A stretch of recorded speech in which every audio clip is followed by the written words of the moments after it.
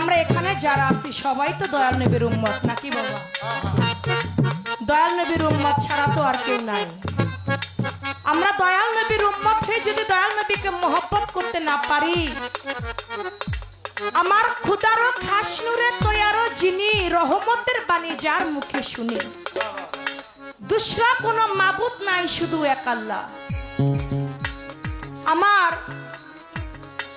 আদম ও সুফি আগেও আমার দয়াল নবীর নবুয়াত, আমার দয়াল নবী নবী।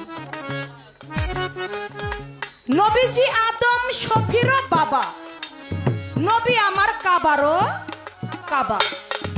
আমার দয়াল নবীকে গর্ভে নিয়ে আমার মা আমিনা গিয়েছে কাবা ঘর তোয়াফ করবার জন্য। যখন কাবা ঘর তোয়াফ করতে গিয়েছে, এদিক দিয়ে দেখতেছে কাবা ঘর তোয়াফ করবে, এমন সময় কাবা ঘরটা ঝুঁকে আসে আমার মা আমিনার দিকে। মা আমিনা লক্ষ্য করে দেখে কাবা ঘর তার দিকে ঝুঁকে আছে। তিনি কান্নাকাটি শুরু করে, মাওলারে আমি এসেছি কাবা ঘর তোয়াফ করবার জন্য, কাবা ঘর কেন আমার দিকে ঝুঁকে আছে? আমি কি কোনো বেয়াদবি করে ফেললাম কাবার সঙ্গে? এদিকে কাবা ঘর বলতে লাগে, হে আমার বাড়ি এলাহি, হে আমার মাওলা, তুমি এই মুহূর্তে আমি কাবা ঘর আমার জবানটা যদি তুমি একটু খুলে দিতে, তাহলে আমি মা আমিনার সঙ্গে একটা কথা বলতাম। কাবা ঘরের ফরিয়াতে কাবা ঘরের মুখের জবান খুলে গেল।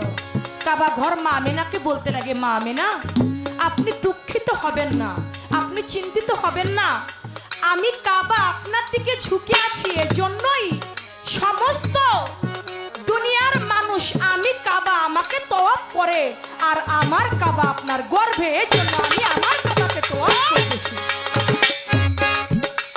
সমস্ত মানুষ পৃথিবীর কাবা ঘর তোয়াফ করে, আর কাবা ঘর তোয়াফ করে আমার দয়াল নবীকে। তাই বলেছে নবীজি আদম